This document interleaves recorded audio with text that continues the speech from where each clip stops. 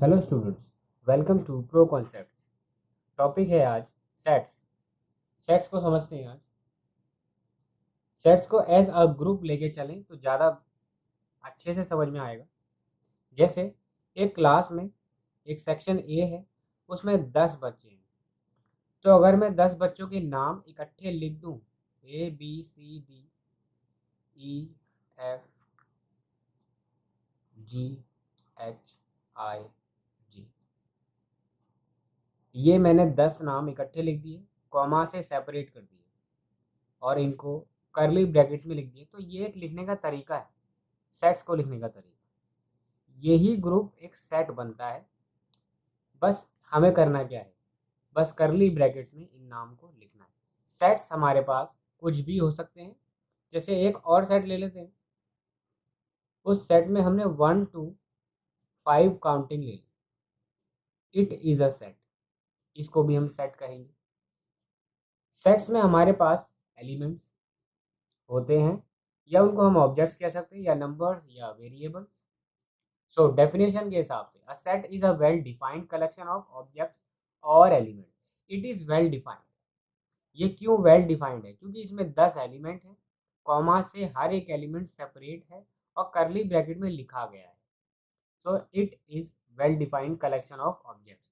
Collection of objects को हम as a group भी पहले जानते थे। सो अब हम सेट्स के नाम से जानेंगे। सेट्स बहुत इंपॉर्टेंट। सबसे पहले कुछ नोटेशंस हैं जो पता होनी चाहिए। जैसे एन है, एन नेचुरल नंबर्स के लिए होता है। नेचुरल नंबर सब जानते हैं, 1 2 3 4 5 गोइंग टू इन्फिनिटी। अब नेचुरल नंबर्स को एज अ सेट लिखें तो हम बस करली ब्रैकेट में ही तो डालना है,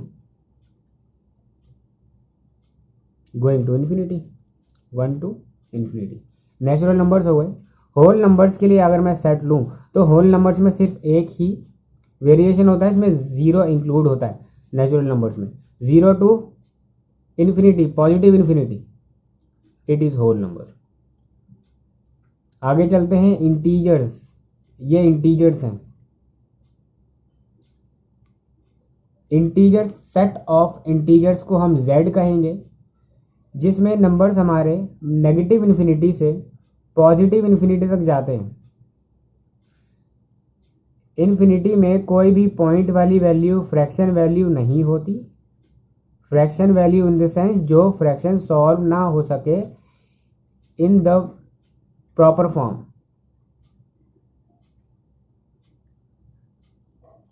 इंटीजर्स। ऐसे ही रैशनल नंबर्स को हम q से डिनोट करते हैं। रैशनल नंबर्स हम सब जानते हैं, p/q की फॉर्म। रैशनल नंबर्स p/q की फॉर्म। p/q की फॉर्म में सारी अपॉन वाली वैल्यूज 1/2, 2/3 या 1/4 या 1/3 ऑल। रैशनल नंबर्स में दो तरह के नंबर्स होते हैं, एक टर्मिनेटिंग, एक नॉन टर्मिनेटिंग। ये पहले पढ़ चुके हैं हम, बस इनको ध्यान में रखना है सारी बातों को। इनके ऊपर क्वेश्चन बनेंगे, वो हमें करने हैं। आगे चलते हैं। अब सेट्स के बारे में कुछ और जानते हैं। सबसे पहले एक सेट के अंदर हमें उसके एलिमेंट्स पे नज़र डालनी है। जैसे हमारे पास कुछ सेट्स हैं। अब ज़रूरी नहीं है सेट में हमें सीक्वेंस मिलेगा देखने को। ये मैंने कोई भी सीक्वेंस फॉलो नहीं किया है। ये 1 2 3 देन 5 4 इज़ मिसिंग। सो कोई भी सीक्वेंस फॉलो ज़रूरी नहीं है होगा उसमें, क्योंकि it is a collection of elements, not necessarily कि ये सीरीज़ में होंगे। सो इसमें एलिमेंट्स कितने हैं? 1 2 3 4 5 6। नंबर ऑफ एलिमेंट्स कितने हो गए? 6। और सभी एलिमेंट्स सेपरेट हैं, कोई भी एलिमेंट इसमें रिपीटेड नहीं है। यही सेट होगा। फिलहाल सेट्स और not set. Collection of natural number divisible by 2, हमें बताना है कि क्या ये सेट बनाएगा या नहीं। नेचुरल नंबर्स अभी हमने देखे। Natural numbers are 1 2 3 going to infinity. अब इन्होंने कहा है डिविजिबल बाय 2। डिविजिबल बाय 2 इनमें कौन से होंगे? 2 4 6 इन्फिनिटी। क्या ये सेट बनाएगा? बिल्कुल बनाएगा। बस इसके नंबर ऑफ एलिमेंट्स काउंटेबल नहीं है, तो it is an infinite set. आगे चलते हैं। Collection of all odd integer divisible by 2। Integers अभी हमने देखे थे नेगेटिव इन्फिनिटी से सारी माइनस की वैल्यू, फिर पॉजिटिव वैल्यूज और ये पॉजिटिव इन्फिनिटी।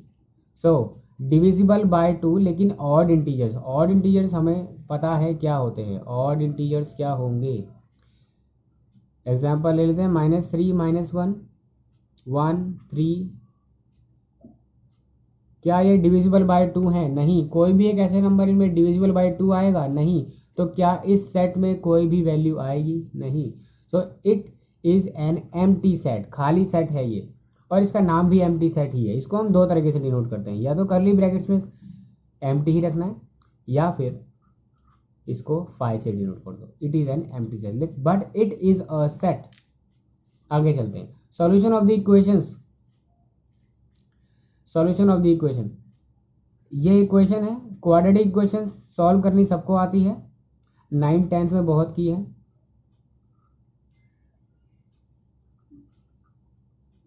मल्टीप्लिकेशन करके 1 चाहिए, प्लस करके 2। सो x प्लस एक्स कर लेते हैं, +1 = 0। x कॉमन लेते ही x + 1 यहाँ रिमेनिंग है, यहाँ 1 कॉमन है, कुछ भी नहीं है, तो x + 1 यहाँ रिमेनिंग है। यहाँ ये कॉमन ले लेते हैं हम, तो x + 1 common and remaining x and +1 = 0। यहाँ दो वैल्यूज आती हैं, x = -1, x = -1। क्या ये सेट बनाएगा? बिल्कुल बनाएगा। क्या ये सेट बनाएगा? -1 इसकी वैल्यू आई है। रिपीटेड नहीं लिखते हैं, सो हम इसको फिलहाल यहीं रोक देते हैं। आगे चलते हैं। Collection of most talented writers in the world. पूरे विश्व में राइटर्स बहुत हैं और बहुत फेमस भी हैं, बहुत ही राइटर, लेकिन राइटर्स को मोस्ट टैलेंटेड बताना गलत होगा। हम डिसाइड नहीं कर सकते कौन से राइटर्स ज़्यादा टैलेंटेड हैं। सो इसको हमें कोई डिसीजन नहीं ले सकते इसके बारे में हम। सो ये सेट नहीं बना सकता, हमें कोई आइडिया नहीं है, इसीलिए। आगे चलते हैं। सेट्स के दो फॉर्म्स होते हैं लिखने के। सेट होता ही एक है, लेकिन इसके फॉर्म्स दो हैं, लिखने के प्रकार दो है। Roster form and set builder form. Roster form में अभी जैसे भी हमने सेट को समझा है वो रोस्टर फॉर्म ही थी। ये रोस्टर फॉर्म है। रोस्टर फॉर्म में हम एलिमेंट्स को सेपरेट करते हैं कॉमा से इन द कर्ली ब्रैकेट्स, और सारे एलिमेंट्स रिटर्न होते हैं।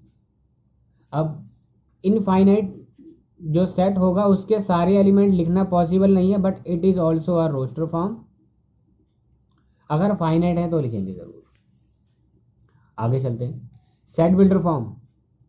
सेट बिल्डर फॉर्म को हमें इन ही रोस्टर फॉर्म्स को सेट बिल्डर में डेफिनेशन के तौर पर या फिर एक स्टेटमेंट के तौर पर डिफाइन करना होता है। जैसे defining the elements in a statement, मुझे 1 2 3 एलिमेंट्स डिफाइन करने हैं एक सेट में।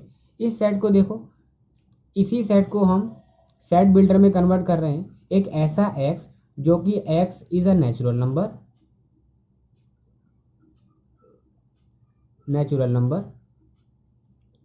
where x is smaller than 4। ये वैलिड है या नहीं? नेचुरल नंबर्स हमें पता है 1 से ही स्टार्ट होंगे। सो 1 2 एंड 3, 4 इंक्लूड नहीं करेंगे क्योंकि 4 से छोटा बताया है। सो ये एक सेट बिल्डर फॉर्म हो गई। सेट बिल्डर फॉर्म के बहुत सारे तरीके हैं। हम इसको एज अ पॉजिटिव इंटीजर लिख सकते थे। x is a positive integer where x is smaller than 4 and greater than 0। It is a set builder form. Set builder form में हमें सिर्फ एक स्टेटमेंट को कंप्लीट करना होता है। एक सेट ले लेते हैं, 2 4 6 12 going to infinity. We have this set. इसको सेट बिल्डर में कन्वर्ट करने के लिए एक x मानेंगे जिसको हम डिफाइन करेंगे कुछ इस प्रकार कि x is an even natural number. या फिर एक और तरीका है x where x is an even positive integer. So set builder form और रोस्टर फॉर्म में सिर्फ यही फर्क है। अभी कुछ एग्जांपल से लेते हैं। Right the solution set of the equation this. हमारे पास ये इक्वेशन है, इसको रोस्टर फॉर्म में कन्वर्ट करना है। ये सिर्फ इक्वेशन है, कोई भी सेट नहीं है ऑलरेडी, इसको हमें सेट ही बनाना है और रोस्टर फॉर्म में कन्वर्ट करना है। इक्वेशन है एक्स स्क्वायर, क्वाड्रेटिक इक्वेशन है, सबको सॉल्व करनी पहले से ही आती है। एक्स स्क्वायर -2 मल्टीप्लीकेशन प्लस करके 1 या माइनस करके 1, सो रिमेनिंग है x + 2। यहाँ -1 कॉमन लेते हैं, x + 2 यहाँ रिमेनिंग है 0, x + 2 common again, remaining x है -1 है 0। So we have two values, x + 2 = 0। मैं ये एकदम शुरू से कर रहा हूँ, x = 1, we have two values, this is -2, this is +1। So solution set की बात हुई थी। रोस्टर फॉर्म एक ऐसा सेट जिसके सॉल्यूशंस इस सेट में लिखे हों। मेरे पास सॉल्यूशन आए हैं 1 and -2, so this is solution set. अगला एग्जांपल ले लेते हैं। Right the set x is a positive integer smaller than 40 जिसका स्क्वायर हो इन द रोस्टर फॉर्म। ये ऑलरेडी एक सेट बिल्डर फॉर्म है। अभी हमने देखा था सेट बिल्डर फॉर्म होती क्या है, defining the statement in elements in the statement. So चलते हैं आगे। सारी ऐसी वैल्यूज जिनके स्क्वायर्स 40 से कम हो, हम जानते हैं पॉजिटिव इंटीजर्स जिनके स्क्वायर्स 40 से कम हो। 1 का स्क्वायर 1 होता है, 2 का स्क्वायर 4 है, 3 का स्क्वायर 9 है, 4 का स्क्वायर 16, 5 का स्क्वायर 25, मतलब 40 से कम वाले कौन हैं। 7 का स्क्वायर लेते ही वो 49 हो जाएगा, इसका मतलब हमें ये इंक्लूड नहीं करना, हमें इंक्लूड करना है 6 स्क्वायर 36। सो इसमें हमारी कौन सी वैल्यूज आती हैं, वो सारी एक्स वैल्यूज जिनके स्क्वायर 40 से छोटे हैं, वो सारी एक्स वैल्यूज। एक्स वैल्यूज क्या है हमारी, 1 2 3 4 5 एंड 6। 7 आते ही वो बड़ा हो जाएगा, इसीलिए वो इंक्लूड नहीं होगा। It has 6 elements. आगे चलते हैं, एक एग्जांपल और ले लेते हैं। Right the set 1/2 2/3 3/4 4/5 5/6 6/7। एक बात इनमें कॉमन है कि यहाँ से एक नंबर बस ऐड हो रहा है, 2 2 + 1 3 3 3 + 1 4। सो इसको हम ऐसे देख सकते हैं कि ये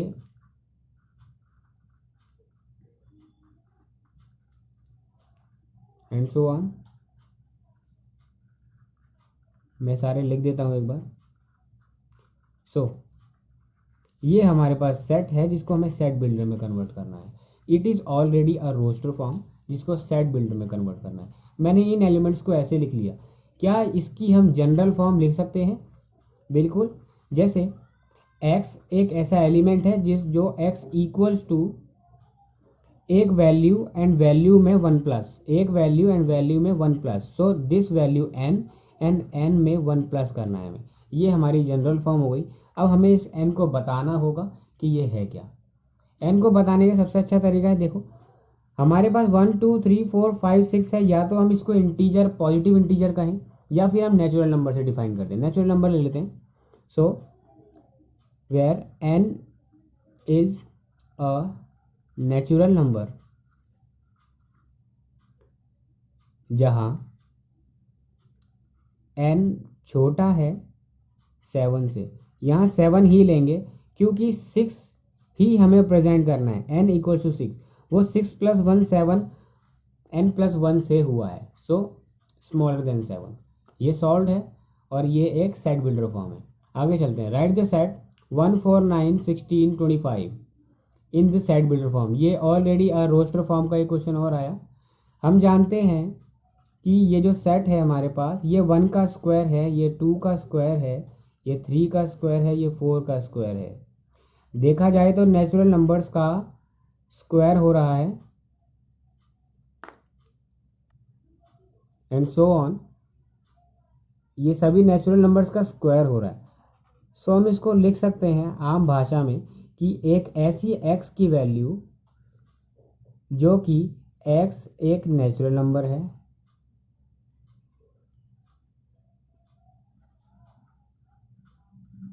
अभी हमने वहाँ स्क्वायर नहीं लगाया है। देखो x is a natural number, ये एक नेचुरल नंबर है लेकिन हर x का स्क्वायर हो रहा है तो यहाँ हम स्क्वायर लगा देंगे। ये कंप्लीट। आगे चलते हैं, एक बिलोंग्स टू की बात आती है। ये बहुत नया सिंबल है बिलोंग्स टू जैसा लिखा है बिलोंग। जैसे हमने एक सेट ले लिया ए, इट हैज़ सम वैल्यूज जैसे 4, 9, 11, 23, 25।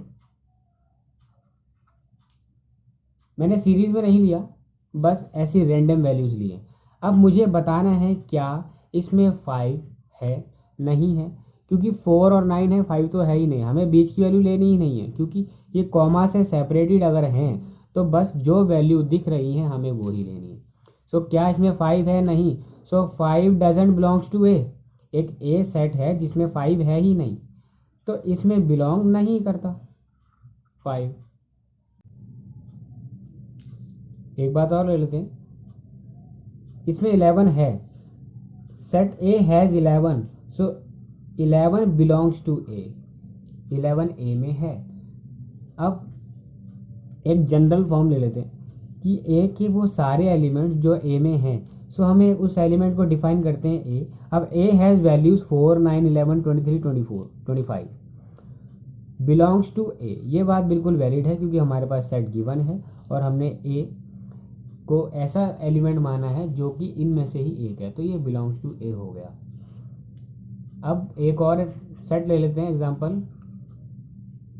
हमने कुछ वेरिएबल्स ले लिए x, Y, z, a, B.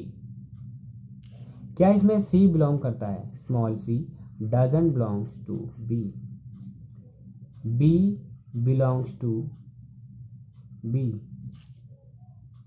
आगे चलते हैं, ये बिलोंग्स टू की बात हो गई।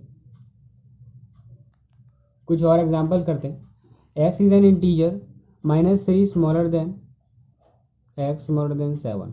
मतलब x की वैल्यू -3 से बड़ी होगी, 7 से छोटी होगी। और एक ये एक इंटीजर है, इंटीजर वैल्यू मतलब -3 से बड़ा -2 ही होगा, -3 पॉइंट या फिर -2.5 समथिंग नहीं हो सकता क्योंकि इंटीजर प्रॉपर वैल्यूज होती हैं।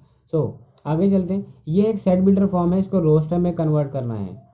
बस डायरेक्ट आंसर लिख सकते हो आप। -3 से बड़ी वैल्यू -2 है और वो सारी वैल्यूज़ ने कहा है, सो वो सारी वैल्यूज़ आएंगी 0, 1, 2, 3, 4, 5, 6।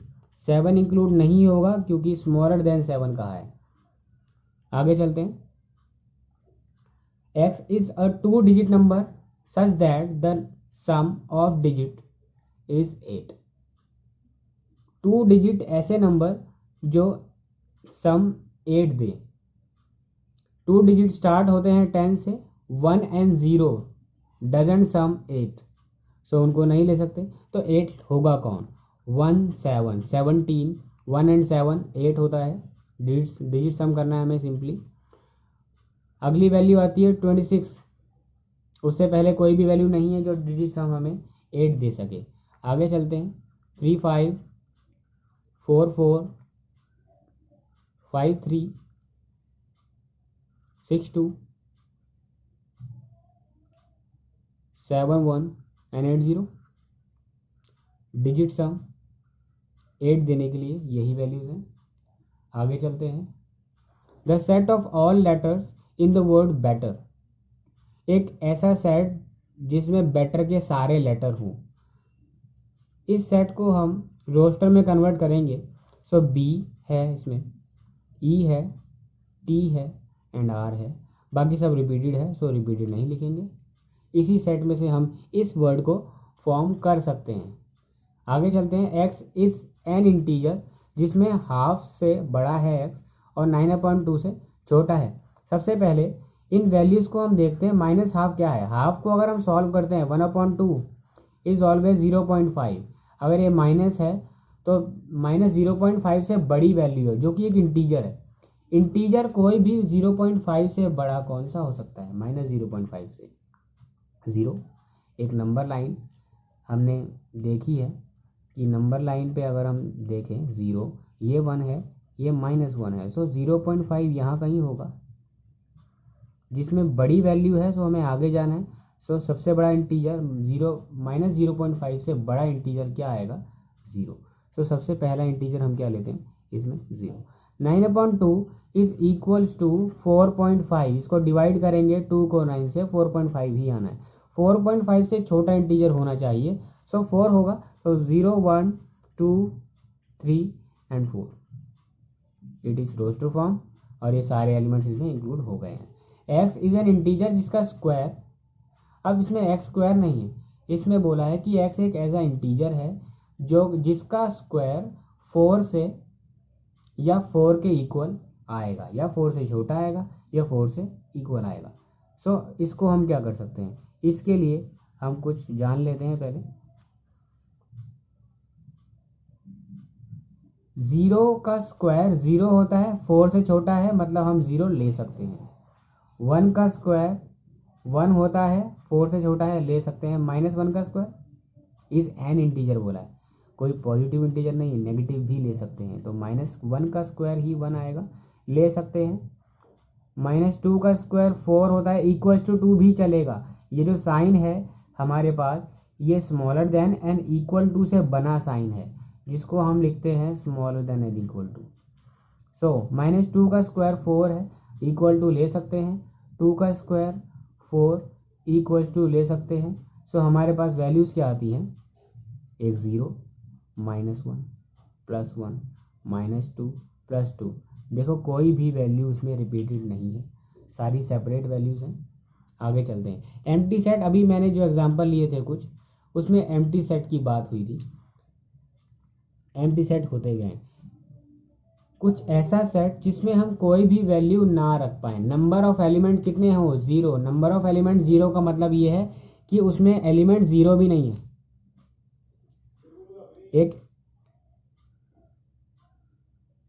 एक एम्प्टी सेट को हम डिनोट करते हैं एम्प्टी सेट जो करली ब्रैकेट एम्प्टी हो, या फिर five.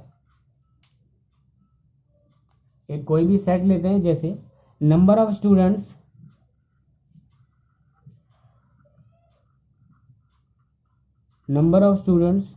Studying in 10th and 9th both, जो दोनों क्लासेस में पढ़ रहे हैं उनके हमें स्टूडेंट्स के नंबर बताने हैं, वो 0 हैं। क्या इनमें से किसी का एक नाम हम लिख पाएंगे? नहीं, तो ये एम्प्टी सेट हो गया। अब एम्प्टी सेट के नंबर ऑफ एलिमेंट्स कितने होंगे? 0। किसी भी एलिमेंट में अगर कोई वैल्यू है, अगर किसी भी एलिमेंट में कोई वैल्यू है, तो उसके एलिमेंट कितने हो गए? 1। इट हैज़ 2 वैल्यू, एलिमेंट कितने हैं? 1, लेकिन एलिमेंट तो एक ही है। सो आगे चलते हैं। Finite and infinite sets. Finite set क्या हो सकता है? अभी हमने जितने भी सेट पढ़े हैं, most of the sets were finite sets. हमने जितने भी सेट्स लिए, most of the sets were finite sets. ये एक फाइनाइट सेट है। क्यों है ये फाइनाइट सेट? क्योंकि हम इसके एलिमेंट्स को गिन सकते हैं। 5 एलिमेंट्स आर हियर। एक और एलिमेंट लेते हैं एक्स वाई, एक और सेट लेते हैं x Y z 1 2, it has 5 elements. ये मैंने दोनों बार 5 एलिमेंट्स बना दिए। आगे चलते हैं। 1 2 9 8 7 11 8, स्टिल फाइनाइट है। 2 4 6 7 एलिमेंट्स हैं। इनफाइनाइट सेट क्या होते हैं? जिसके एलिमेंट हम गिन ही ना पाए। Set of integers, set of integers -infinity से +इन्फिनिटी तक जाने वाली वैल्यूज, ये एक इनफाइनाइट सेट है। आगे चलते हैं। फाइनाइट इनफाइनाइट बहुत ही आसान टॉपिक है, इसमें कोई कन्फ्यूज़न नहीं होनी चाहिए। इक्वल सेट्स पे आते हैं, ये इंपॉर्टेंट टॉपिक है। अभी जो हमने बिलोंग्स टू सीखा था इसमें काम आएगा। इक्वल सेट का मतलब है कि दो ऐसे सेट जिनके नंबर ऑफ एलिमेंट्स भी सेम हो और वो एलिमेंट्स भी सेम हो, चाहे उनके ऑर्डर कुछ भी हो।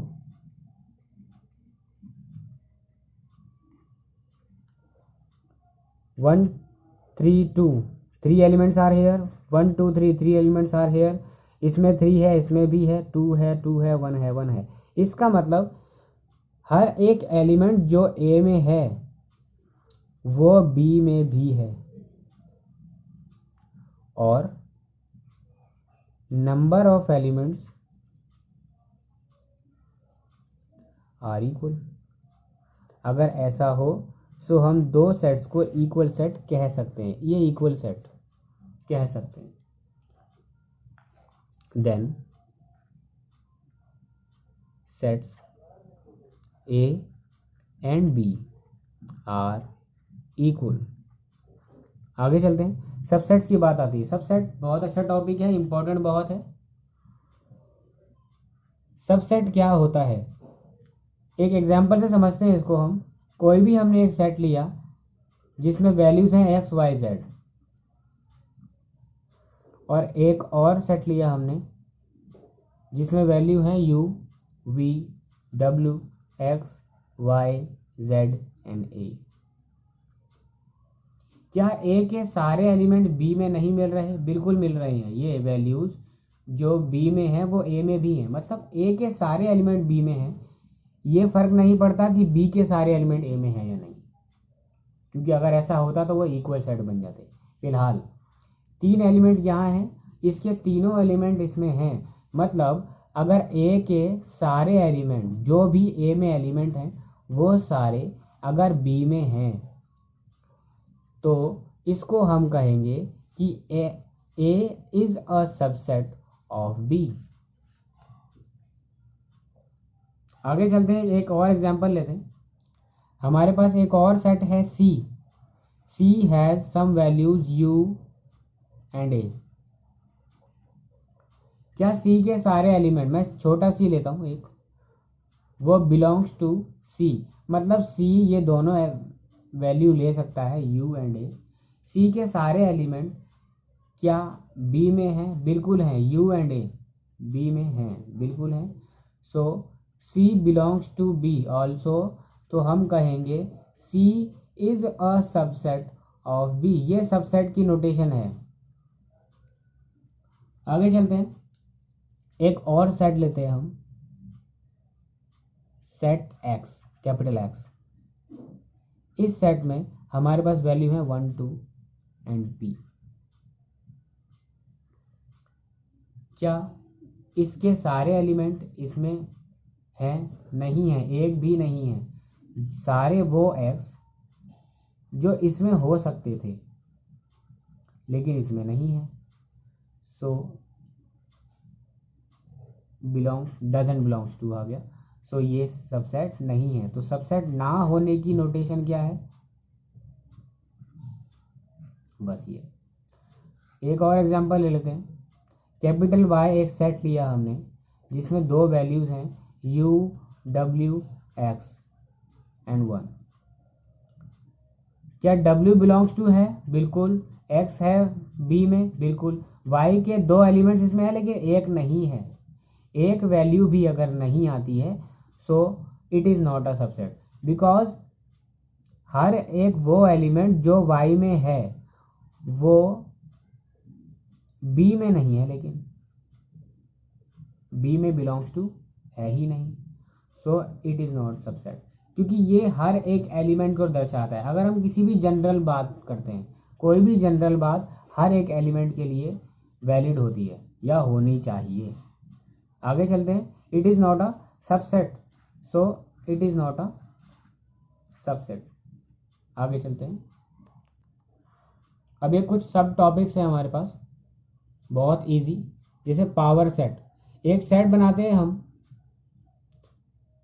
1 2 4, ये एक हमारे पास सेट है। मुझे इसका पावर सेट बनाना है। पावर सेट की डेफिनेशन पहले पढ़ते हैं, उसी से हम करेंगे। तो collection of all subsets of the set. इस सेट के क्या क्या सबसेट हो सकते हैं। अभी हमने सबसेट पढ़ा था कि सबसेट वो होते हैं, इसका अगर मुझे कोई भी एक सबसेट बनाना हो तो वो सेट के सारे एलिमेंट इसमें होने चाहिए। जैसे एक सेट हमने लिया 1, इसमें 1 है और ए में भी है 1, so this set is a subset of A. Comma लेते हैं 2 भी है इसमें, तो this set is a subset of A. 4 मैंने सिर्फ सेपरेट वैल्यूज ली हुई हैं, this set is a subset of A. आगे चलते हैं। एक ही सेट में 2 वैल्यूज अगर हम ले लें ए ही की, सो वो भी एक सबसेट होगा, जाहिर है। 1 and 2 belongs to A, so it is a subset of A. एक और सेट बन सकता है 2 and 4, सबसेट ऑफ ए। एक और सेट बन सकता है 1 and 4, सबसेट ऑफ ए। एक और सेट बन सकता है 1 2 4 इटसेल्फ, 1 2 4 इटसेल्फ। एक खुद ए सेट ए का ही सबसेट है या नहीं, डेफिनेशन के हिसाब से हर एक वो एलिमेंट जो दूसरे सेट में बिलोंग करे तो वो उसका सबसेट हो जाएगा। ए के सारे एलिमेंट 1 2 4 ए में ही बिलोंग करते हैं, सो ए इज अ सबसेट ऑफ ए, सो मैंने वो सेट लिख दिया। एक बात और बहुत खास कि एम्प्टी सेट सबका सबसेट होता है। Empty set belongs to A. ये ऐसा क्यों है? हर एक वैल्यू इसकी हमने लिख दी है, लेकिन एम्प्टीनेस भी है यहाँ पे। अगर हमने 1 2 4 हम इसको रिमूव कर दें, क्या बचेगा? कुछ भी नहीं, मतलब एक भी एलिमेंट नहीं बचेगा। तब ये क्या हो जाएगा? Empty set. इसका मतलब ये एक 5 सेट भी है इसमें, सो this is a power set. Power set में बस हमें करना कुछ भी नहीं है। पावर सेट में हमें सारे पॉसिबल सबसेट्स लेने हैं जो ए के हो या फिर कोई भी दूसरा सेट हो हमारे पास। पावर सेट की एक खास बात है, यहाँ नंबर ऑफ एलिमेंट्स 3 हैं। पावर सेट में जितने भी नंबर ऑफ एलिमेंट्स आएंगे वो 8 होंगे। ये कैसे? हमेशा पावर सेट का फॉर्मूला होता है 2 की पावर 3। ये पावर सेट का फॉर्मूला है। इसमें 3 है तो ये 3 ले लिया, अगर इसमें 4 एलिमेंट होते तो 4 लेते। तो इसको हम जनरलाइज करके m लिख देते हैं, 2 की power m। Number of sets in the power set क्या होगा? नंबर ऑफ सेट मैं n से डिनोट कर रहा हूँ, किसके? पावर सेट के number of set. Power set of A के नंबर ऑफ सेट कितने होंगे? 2 की पावर m। अब इस वाले केस के लिए हमारे पास नंबर ऑफ सेट्स कितने थे? 3। नंबर ऑफ एलिमेंट्स कितने थे? 3 थे। इसके नंबर ऑफ एलिमेंट्स 3 हैं, तो पावर सेट में नंबर ऑफ एलिमेंट्स कितने आएंगे? फॉर्मूले के हिसाब से power set of A has 2 की power number of elements m अगर हो तो यहाँ पर हमारे पास 3 है m की वैल्यू, तो ये आया 8। 1 2 3 4 5 6 7 8, ये पावर सेट हो गया। यूनिवर्सल सेट पे चलते हैं हम। यूनिवर्सल सेट एक ऐसा सेट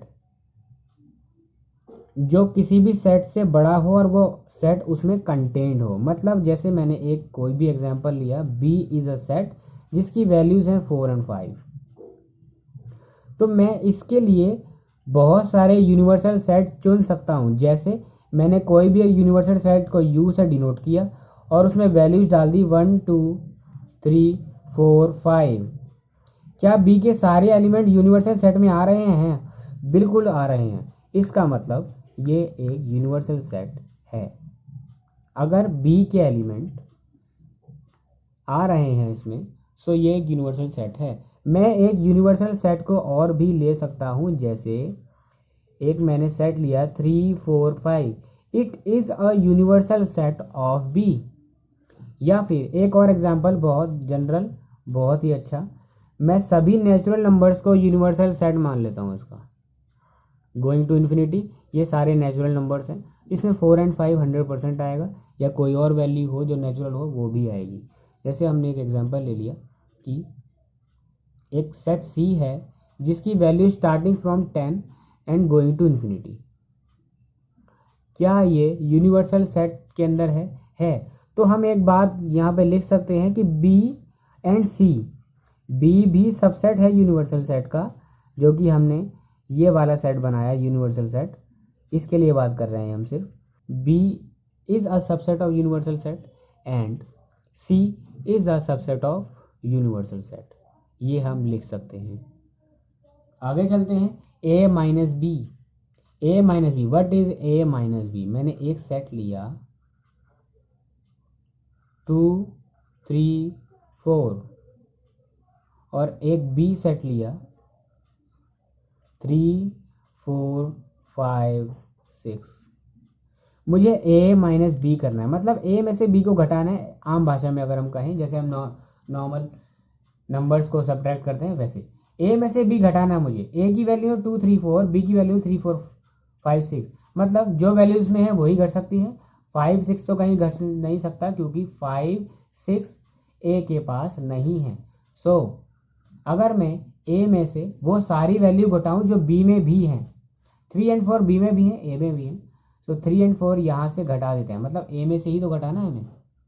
तो हमारे पास क्या आता है, हमारे पास ए जो बन जाएगा वो 2 बन जाएगा। इसका मतलब ये जो वैल्यू है वो है ए माइनस बी, ये जो वैल्यू आई हमारी वो आई ए माइनस बी। मैंने ए में से 3 एंड 4 घटा दिए, वो ए माइनस बी बन गया। हमारे पास अगर बी माइनस ए वैल्यू आई है, हमें इसको कैलकुलेट करना है, तो हम कैसे करेंगे इसको। बी माइनस ए मतलब बी में से वो सारे एलिमेंट जो ए में आ रहे हैं वो घटा देते हैं हम। 3 4 5 6, 3 4 आ रहे हैं इसमें और इसमें, मतलब बी में रिमेनिंग क्या बचा। बी माइनस ए करना है तो रिमेनिंग है 5 एंड 6, 3 एंड 4 हमने हटा दिए। So this is b minus a, this is subtraction of the set. Power set को एक बार और देख लेते हैं। Power set is an important topic, जो छोटा टॉपिक है लेकिन इसकी प्रैक्टिस ज़्यादा चाहिए। एक और सेट लेते हैं, बहुत मैं छोटा सेट लेता हूँ एक बार, कि वैल्यूज़ हैं 4 एंड 5, ऐसे समझते हैं। इसके नंबर ऑफ सेट्स कितने हैं, नंबर ऑफ एलिमेंट्स कितने हैं 2, नंबर ऑफ एलिमेंट्स कितने हैं 2। तो इसमें मैं सेट्स कितने बना सकता हूँ, इसमें हम पावर सेट बनाते हैं। पावर सेट को डिनोट करते हैं पी से, पावर सेट ऑफ ए। अभी मैंने बताया था कि एम्प्टी सेट सबका सबसेट होता है। अगर मैं 4 एंड 5 इसमें से रिमूव कर दूं, सो इसमें एम्प्टी सेट ही बचेगा, इसमें कुछ भी नहीं बचेगा, इसका मतलब ये एम्प्टी सेट होगा। सो empty set is a subset of this. आगे चलते हैं। एक और सेट है इसमें 4 इज अ इंडिपेंडेंटली सेट, ये 4 हो गया। एक और सेट है इसमें 5, एक और सेट है इटसेल्फ 4 एंड 5 को मैंने टुगेदर लिख दिया, मतलब जो मेरे पास ए सेट पहले से ही था वो खुद का भी तो सबसेट है। अभी मैंने बताया था खुद का सबसेट क्यों है, क्योंकि ए इज अ सबसेट ऑफ ए, क्योंकि सारे ए की वैल्यू ए में है, ये तो जाहिर सी बात है, तो हमने लिख दिया। अब इसके नंबर ऑफ एलिमेंट्स गिनते हैं एक बार। नंबर ऑफ एलिमेंट्स कितने हैं 1 2 3 4, ये 4 आया। अभी हमने एक फॉर्मूला पढ़ा था कि नंबर ऑफ पावर सेट के एलिमेंट अगर हमें देखने हो तो वो क्या होता है 2 की पावर m।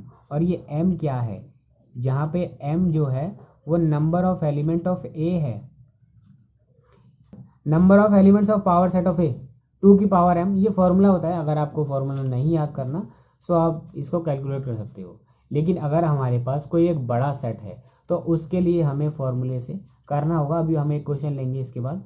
फिलहाल इसकी values number of elements of power set क्या आया हमारे पास 2 की पावर m। m क्या है हमारे पास फिलहाल, a के कितने एलिमेंट्स हैं 2 एलिमेंट्स हैं, and number of elements of a कितने हैं 2 हैं फिलहाल, तो 2 की पावर 2 कितना होता है 4, और हमारे पास एलिमेंट्स कितने हैं 4। एक बात और ले लेते हैं, जैसे एक पावर सेट में एलिमेंट्स निकालने हैं हमें, जिसमें हमें गिवन है कि नंबर ऑफ एलिमेंट्स ऑफ ए, जिस सेट का पावर सेट बनाया गया है उसके एलिमेंट्स हैं 7। अब आप 7 एलिमेंट्स के हिसाब से सबसे पहले 5 लेंगे, फिर एक सेपरेट 7 वैल्यूज़ लेंगे, फिर 7 वैल्यूज़ के 2 पेयर्स बनाएंगे, फिर 3 पेयर्स बनाएंगे, फिर 4 पेयर्स बनाएंगे, बहुत देर लग जाएगी। इसीलिए ये फॉर्मूला आया कि 2 की पावर, अगर हम 7 एलिमेंट है तो 2 की पावर 7 कर दो आप और इसको कैलकुलेट कर लो। So it has these elements. So number of elements of power set of A कितना आया, 264 128। So this is done. आगे चलते हैं हम। ये एक बहुत इंपॉर्टेंट टॉपिक आया है, इंटरवल्स। इंटरवल्स आपके जब भी आप मैथमेटिक्स हायर स्टडीज़ पढ़ेंगे या फिर 11th 12th में भी, अभी हमारे पास 11 इंटरवल्स आने ही हैं। सो इंटरवल्स हैं क्या, इनके बहुत यूज़ हैं आगे के चैप्टर्स में भी। ये बस नोटेशंस हैं जो आपको वैल्यूज़ डिफाइन करते हैं कि हमने किस प्रकार वैल्यू लिखी है और उसमें क्या क्या वैल्यूज़ इंक्लूड है। सबसे पहले हम एक इंटरवल लेते हैं। अब ये करली ब्रैकेट्स नहीं है, वो ब्रैकेट्स अलग हैं जिसमें हमने वैल्यूज़ ले ली। ये ब्रैकेट्स हमने सिर्फ सेट्स के लिए डिनोट किया हुआ है। एक एक्स सेट है जिसमें 2 वैल्यूज़ हैं बस, ये सेपरेट हैं, 1 और 2 के अलावा कोई और वैल्यू है ही नहीं। लेकिन अब यहाँ पे बात आती है इंटरवल्स की। मैंने 2 इंटरवल लिए, इसमें 1 और 2 लिखा। इंटरवल्स में हम हमेशा 2 वैल्यूज़ लेते हैं। इस इंटरवल का मतलब है कि मेरे पास जो भी वैल्यू हैं वो सारी रियल नंबर्स की हैं और जितनी भी पॉसिबल वैल्यूज़ इसमें बन सकती हैं 1 और 2 के बीच में वो सारी बनेंगी और 1 और 2 भी उसमें इंक्लूड होगा। इसका मतलब अगर मैं इसको स्टेटमेंट में डिफाइन करूं कि x एक ऐसी वैल्यू जो x हमारा 1 से बड़ा भी है और बराबर भी है और स्मॉलर देन 2 है और इक्वल टू 2 भी है। सो ये वैल्यूज़ है। इस सेट को अगर हम देखें तो इस सेट को हम बनाएंगे 1 एंड 1.1 एंड सो ऑन, बहुत सारी वैल्यूज़, फिर 1.9 एंड 1.91 एंड सो ऑन और ये 2 तक। सो क्या इसमें हम नंबर ऑफ एलिमेंट्स जज कर सकते हैं? It is not possible. 1 और 2 के बीच में इतनी सारी वैल्यूज़ हैं हमारे पास कि हम उसको जज नहीं कर सकते। तो ये नंबर ऑफ एलिमेंट्स कितने हैं? इनफाइनाइट।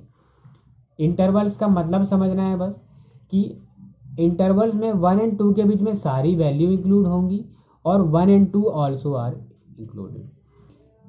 हम ये ब्रैकेट ले लेते हैं, इसको क्लोज ब्रैकेट भी कहते हैं, इसको ओपन ब्रैकेट्स भी कहते हैं। ये क्लोज ब्रैकेट है, ये ओपन ब्रैकेट है। ओपन ब्रैकेट में अगर मैंने 1 2 लिए हैं, इसका मतलब ये है कि सारी वैल्यू 1 और 2 की तो हैं बीच वाली, लेकिन उसमें 1 और 2 आर नॉट इंक्लूडेड। अब मैंने इसको इक्वल टू साइन नीचे नहीं लगाया है, सो दिस मीन 2 इंक्लूड नहीं करता।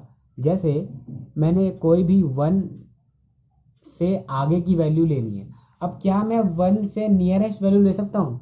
पॉसिबल ही नहीं है। जैसे मैंने कोई एक वैल्यू ली 1 से बहुत ज़्यादा नियर, जो 1 से बड़ी हो, 1.1111, इससे भी बहुत छोटी वैल्यू है जो 1 से ज़्यादा करीब है, तो हम इससे बहुत सारी इन्फिनिटी वैल्यूज़ पा सकते हैं। ऐसे ही हम 2 से बहुत छोटी वैल्यूज़ 1.9 1.99 ऐसी बहुत सारी वैल्यूज़ हैं जो 2 से छोटी हैं, लेकिन ये कभी 2 को टच नहीं करेंगी। यहाँ पे क्लोज ब्रैकेट्स में 2 को इन्होंने टच किया, मतलब 2 इसमें अवेलेबल है, लेकिन इसमें 2 अवेलेबल नहीं है। So this is open bracket, this is close bracket. तो हम लिख देते हैं यहाँ पे कि ये क्लोज ब्रैकेट के नाम से जाना जाता है या क्लोज इंटरवल कह लेते हैं, क्लोज इंटरवल, और ये ओपन इंटरवल। अब ये क्लोज्ड एंड ओपन क्यों है?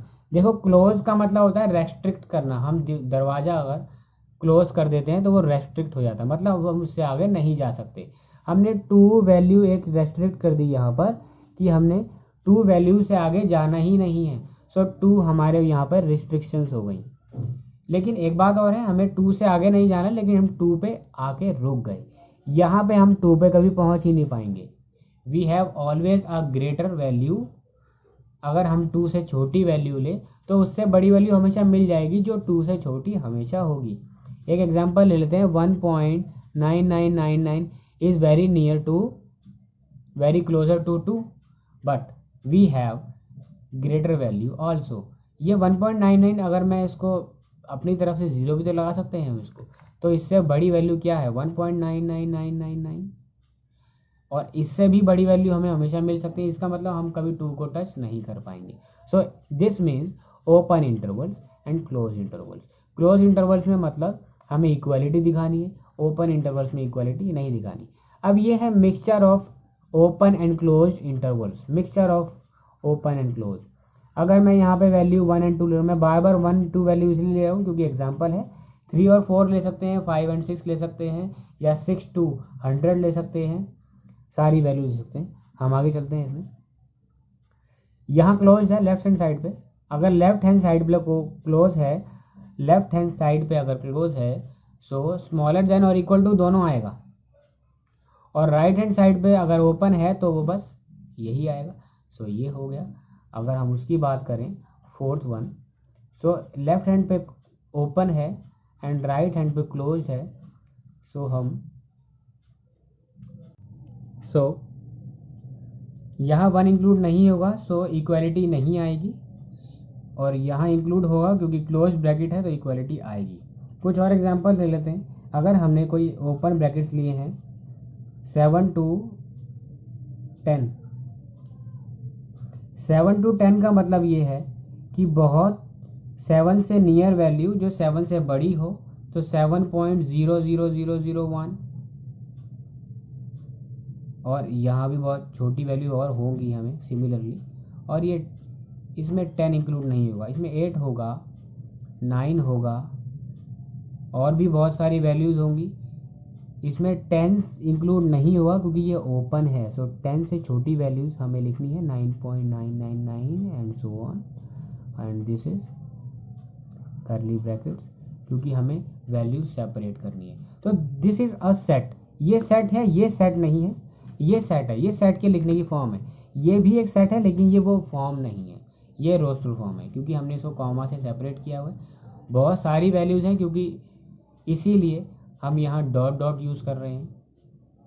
आगे चलते हैं, लास्ट टॉपिक, ये difference of the top sets, difference of the sets, ये दोबारा मैंने लिया है क्योंकि हमें डिसजॉइंट को समझना है।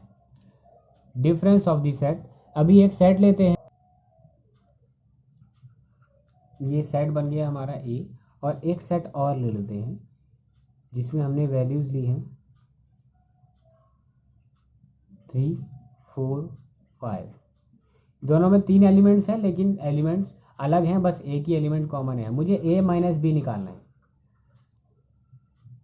a माइनस बी, ए में से वो सारी वैल्यूज हटा ली जो b में ऑलरेडी हैं, तो इसमें 3 है और 3 है, बाकी 4 5 इसमें नहीं है, सो हमें उससे मतलब नहीं है। फिलहाल 1 एंड 2 रिमेनिंग। अगर हमें b माइनस ए निकालना है, b माइनस ए अगर हमें निकालना है, सो b माइनस ए, b में वो सारी वैल्यूज़ जो a में ऑलरेडी हैं वो माइनस करनी है। b में 4 5 है लेकिन यहाँ नहीं है, यहाँ बस 3 है, सो 4 5 रिमेनिंग है, और 3 a में था इसलिए हमने उसको काट दिया माइनस की मदद से। फिलहाल हम इसको समझते हैं वेन डायग्राम। वेन डायग्राम होता क्या है, सपोज हमने एक सर्कल में 3 वैल्यूज़ ले ली जो हमारी ये वैल्यूज़ है 1 2 3, एंड दूसरा सर्कल लिया जिसमें ये वैल्यूज़ हैं 3 4 5। मुझे a माइनस बी निकालना है। a माइनस बी कब निकल पाया, जब इन दोनों में ही कुछ कॉमन था। अगर मेरे पास कुछ कॉमन होता ही नहीं, अगर हमारे पास कुछ भी कॉमन नहीं होता तो क्या मैं इसको a माइनस बी लिख पाता। Suppose we have an example कि a स्टार ले लेते हैं कि 1 2 यहाँ है, और b स्टार ले लेते हैं, b स्टार कोई भी एक सेट है, वहाँ है 3 4। बस मुझे कैलकुलेट करना है a minus b. a minus b calculate करने के लिए b में कुछ ऐसी वैल्यू हो जो a में ऑलरेडी हो। a 1 2 है, b 3 4 है, इनमें से कुछ भी कॉमन नहीं है, so a minus B is always a, क्योंकि कुछ भी कॉमन नहीं है। हम वो तो नहीं घटाएंगे जो ऑलरेडी b में है। 1 एंड 2 रिमेनिंग है a माइनस बी करने के बाद, सो a माइनस बी यहाँ है। अगर मैं b माइनस ए की बात करूँ, अगेन सेम चीज़ है, यहाँ कुछ भी कॉमन नहीं है, कुछ भी कॉमन ना होने की वजह से ये 3 4 ही रहेगा। अब यहाँ कुछ कॉमन था इसीलिए वो माइनस हुआ, तो हमारे पास रिमेनिंग क्या बचा, a माइनस बी के लिए ये रिमेनिंग बचा a माइनस बी के लिए। अगर मेरे पास ये a है और ये b है तो ये मेरे पास वैल्यू क्या आई, a माइनस बी, मतलब जो भी a में b का पार्ट था वो मैंने माइनस कर दिया। अगर कुछ सेट्स ऐसे हैं जो इनमें कॉमन है ही नहीं कुछ भी, ये दो वैल्यू यहाँ है, ये दो वैल्यू यहाँ है, ये 1 and 2 है एंड ये 3 and 4 है, a माइनस बी क्या आएगा, कुछ भी नहीं आएगा। सो एक जनरल बात, क्या ये दोनों सेट्स जॉइंट हैं, बिल्कुल हैं, क्योंकि दिख रहे हैं हमें कि ये आपस में जॉइंट हैं। क्या ये दोनों सेट जॉइंट हैं, नहीं हैं, क्योंकि ये दिख रहे हैं, इनमें कुछ भी कॉमन नहीं है। अभी हम कॉमन की बात अगली क्लास में करेंगे ज़रूर, बहुत इंपॉर्टेंट टॉपिक है वो भी। फिलहाल डिसजॉइंट का मतलब और जॉइंट का मतलब समझ आया कि हमें अगर नेगेटिव करने के बाद वैल्यू सेम ही आ जाए, a माइनस बी ही a आया है, ये a ही तो है, तो ये डिसजॉइंट ही हैं। अगर a माइनस बी का रिजल्ट ऐसा आए कि a में से कुछ भी माइनस हो जाए सो वो जॉइंट हैं। आम भाषा में दोनों में अगर कॉमन है वैल्यूज़ तो वो जॉइंट है, अगर दोनों में वैल्यूज़ कॉमन नहीं है तो वो डिसजॉइंट है। हमने जॉइंट एंड डिसजॉइंट को अभी समझा। एक और वैल्यू ले लेते हैं, ये ए सेट है, ये बी सेट है, ये ए सेट है, ये बी सेट है, इसमें वैल्यूज़ हैं x Y Z P, A B and C. मुझे बताना है क्या ये जॉइंट है डिसजॉइंट है। अगर मैं वैल्यू को ना भी देखूं, अगर मैं पी वैल्यू को छुपा लूं, सिर्फ पी वैल्यू को छुपा लूं, तो भी हमें ड्राइंग तो दिख ही रही है कि ये जॉइंट है। और अगर हम वैल्यूज़ को देखते हैं तो एक पी वैल्यू ए में भी है और बी में भी है, सो दिस इज जॉइंट। और अगर हम सेम सेट्स बनाते, बस हमने क्या किया, एक्स वाई जेड यहाँ दिया, ए बी सी यहाँ दिया, पी इन दोनों के पास ही नहीं है, सो दिस इज डिसजॉइंट। एक और एग्जांपल लेते हैं, यहाँ पे हमारे पास वैल्यू है ए जिसमें एक्स है, वाई है, जेड है, पी है, और एक है A B C and P also. क्या ये डिसजॉइंट है, नहीं, हमने ड्राइंग अलग बेशक बना दी है लेकिन दोनों के पास कॉमन एक वैल्यू आ रही है, क्या है वो, पी। इसका मतलब पी एक ऐसा एलिमेंट है जो दोनों के पास है, सो this is not disjoint, this is joint. Joint और डिसजॉइंट किसके बेसिस पे आएगा, हमने तो ये ड्राइंग बनाई ही गलत है, किसके बेसिस पे आएगा, कॉमन के बेसिस पे आएगा। अगर हम कॉमन वैल्यू ले पा रहे हैं सो वो जॉइंट है, अगर नहीं ले पा रहे तो वो डिसजॉइंट है। फिलहाल एक चीज़ ज़रूर है जो बतानी इम्पोर्टेंट है, हमने अभी तक जो भी किया है वो 1.3 तक कंप्लीट हो गया है। 1.3 आप आसानी से सॉल्व कर सकते हैं सारे examples and questions with all parts, और वो करना बहुत ज़रूरी भी है, तभी हम आगे बढ़ पाएंगे। फिलहाल एक बात और है, जैसे नेचुरल नंबर हमारे पास होते हैं 1 2 3 टू इन्फिनिटी, और होल नंबर्स होते हैं 0 इंक्लूड, बाकी सब कुछ सेम। तो क्या हम कह सकते हैं कि नेचुरल नंबर की सारी वैल्यू W में है, so natural number is a set of W, subset of W। एक और बात, हमने पढ़ा है कि Q is a rational number, सारी P बाई Q की फॉर्म में। और इर्रेशनल नंबर्स क्या होते हैं, जो रूट की फॉर्म्स होती है वो इर्रेशनल फॉर्म्स होती है। रैशनल एंड इर्रेशनल ये सारे रियल वैल्यूज ही तो हैं, रियल नंबर्स ही तो हैं। रियल नंबर्स क्या हैं, सबसे बड़े सेट। इसका मतलब हमारे पास n is a subset of R, q is a subset of R rational number, और इर्रेशनल को हम t से डिनोट करते हैं इस बुक में, या फिर कुछ लोग q स्टार से भी यूज़ करते हैं, सबसेट ऑफ आर, या फिर इसको और कर लिखते हैं q star subset of R. इसका मतलब rational numbers and irrational numbers are subset of R, w is a subset of R, integers are subset of R. क्यों, हमने रियल लाइन हमेशा बनाई है। एक रियल लाइन क्या होती है, 0, इसमें 0.1 0.2 0.3 एंड 1 फिर 2। क्या कोई भी ऐसी वैल्यूज़ हैं जो इनमें ना आ पाए, और ये सब इन्फिनिटी से आ रही हैं, ये इन्फिनिटी पे जा रही है। अगर नेचुरल नंबर इन्फिनिटी पे जा रहे हैं तो रियल नंबर्स भी इन्फिनिटी पे जाते हैं। So NW Q T Z all are contained in real numbers. ये रियल नंबर सबसे बड़े सेट हैं। हम इनको यूनिवर्सल सेट भी कह सकते हैं। R को हम यूनिवर्सल सेट भी ले सकते हैं। यूनिवर्सल सेट अभी हमने देखा था, होता क्या है यूनिवर्सल सेट? एक ऐसा सेट जिसमें हम किसी भी सेट को कंटेन कर पाए। So thank you. बाकी हम करेंगे नेक्स्ट क्लास में।